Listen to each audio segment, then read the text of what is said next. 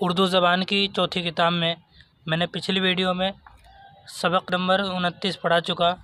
انشاءاللہ آج کی ویڈیو میں سبق نمبر 30 پڑھیں گے۔ چلیے شروع کرتے ہیں۔ بسم اللہ الرحمن الرحیم۔ بخاری یا دخانی کشتی۔ دخانی یا دھوئے کی کشتی اس کشتی کو کہتے ہیں جس میں ایک انجن لگا رہتا ہے اور جب وہ گرم کیا جاتا ہے تو اس کے دودھ کش میں سے دھواں نکلتا نظر آتا ہے۔ جس طرح تم ریل گاڑی کے انجن میں سے دھوئے کے بغارے اٹھتے ہوئے دیکھتے ہو، اسی طرح کشتی کے انجن سے نکلا کرتے ہیں۔ عام لوگوں نے جب یہ کیفیت دیکھی تو خیال کیا کہ کشتی دھوئے کے زور سے چلتی ہے، اسی واسطے اس کا یہ نام تجویز کر لیا۔ در حقیقت کشتی میں دھوئے کا زور کچھ کام نہیں دیتا، بلکہ انجن میں ایک دیگ ہوتی ہے جس میں پانی بھرا جاتا ہے۔ جب اس دیگ کے تلے لکڑی یا کوئلہ جلاتے ہیں تو حرارت کے اثر سے پانی گرم ہو کر بھاپ بنتا ہے۔ بھاپ اپنے پھیلنے کو بہت جگہ چاہتی ہے، چونکہ وہ ہر طرف سے بند ہوتی ہے اور صرف ایک پرزے پر اس کا سارا زور جا پڑتا ہے، اس لیے وہ پرزہ حرکت کرتا ہے۔ اس کی حرکت سے کارخانے کی تمام کلیں چلنے لگتی ہیں۔ اس قسم کے انجنوں سے کہیں تو لوہے اور لکڑی کا کارخانہ جاری ہے، کہیں کپڑا بنا جاتا ہے، کہیں کاغذ بنتا ہے، کہیں اینٹیں پکتی ہیں، کہیں برف جمائی جاتی ہے۔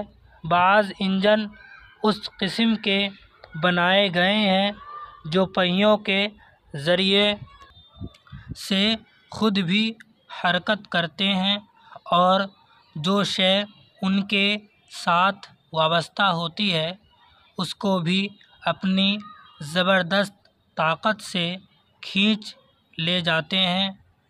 ان متحرک انجنوں کے وسیلے سے خشکی میں ریل گاڑیاں اور ندی میں کشتیاں مال مسافروں سے معمور اڑی پھرتی ہیں۔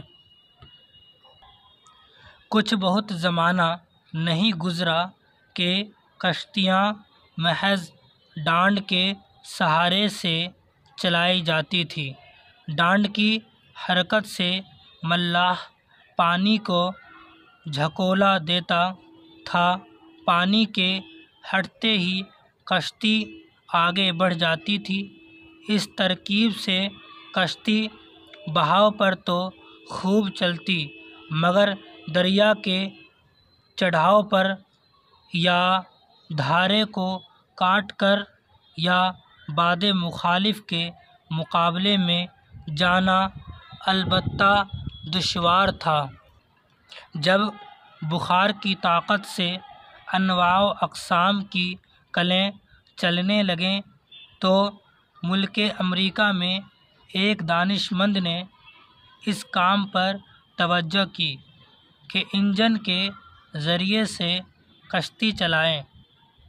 اس نے کشتی میں ایک انجن لگایا اور اس کے ساتھ دو گھومتے پہیے کشتی کے اطراف میں قائم کیے، پہیوں میں چند ڈانڈ لگا دیے۔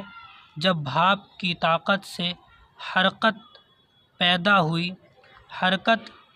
ہوئی تو انجن کی چرخیاں گردش کرنے لگی۔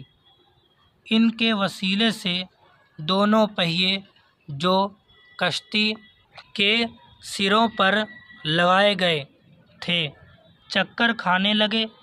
ان کی گردش سے ہر ایک ڈانڈ پہ در پہ پانی کو ہٹانے لگا۔ اس طرح کشتی بغیر ملاح کی کوشش سے نہایت سرعت کے ساتھ سطح آب پر رواں ہو گئی۔ سب نے اس کشتی کو پسند کیا اور روز بروز اس کا رواج بڑھتا گیا، یہاں تک کہ امریکہ اور یورپ کے ملکوں میں بخاری کشتیوں اور جہازوں کی ساخت کے بڑے بڑے کارخانے قائم ہو گئے، اور جس قدر زمانہ گزرتا گیا دخانی کشتیوں کی ساخت میں اور مفید باتیں ایجاد ہوتی چلی گئیں۔ اگلے زمانے میں انگلستان اور ہندوستان کے درمیان 5-6 مہینے بلکہ اس سے بھی زیادہ عرصے میں سفر طے ہوتا تھا۔ اب دخانی جہازوں کی بدولت 3 ہفتے سے زیادہ نہیں لگتے۔ پہلے باد مخالف اور طوفان کے مقابلے میں جہازوں کا کچھ قابو نہ چلتا تھا، مگر اب طوفان کے جھونکوں اور دریا کی موجوں کو ریلتا پیلتا سیدھا چلا جاتا ہے۔ دخانی کشتیاں تیز دھار کو کاٹتی ہوئی چڑھاؤ کے رخ بے تکلف رواں دواں پھرتی ہیں۔ ان دخانی کشتیوں کی ایجاد نے سفر اور تجارت کو نہایت آسانی اور ترقی بخشی ہے۔ برسوں کا سفر مہینوں میں اور مہینوں کا سفر ہفتوں میں قطع ہونے لگا، یا یوں سمجھو کہ دنیا سکڑ کر چھوٹی ہو گئی اور دور دراز کے ملک ایک دوسرے کے قریب آ گئے۔ اب یہ معنی پڑھیں گے۔ دودھ کش، دودھ کش کا مطلب ہے دھواں نکلنے کا آلہ، یا یوں کہو کہ دھواں نکلنے کا سوراخ۔ وابستہ، وابستہ مطلب ملا ہوا یا متعلق، متحرک یعنی حرکت کرنے والا۔ انواع، انواع مطلب بہت سی قسمیں۔ سرعت یعنی تیزی۔ ملاح مطلب کشتی چلانے والا۔ پرزہ مطلب ٹکڑا یا حصہ بھی کہہ سکتے ہیں، ٹھیک ہے۔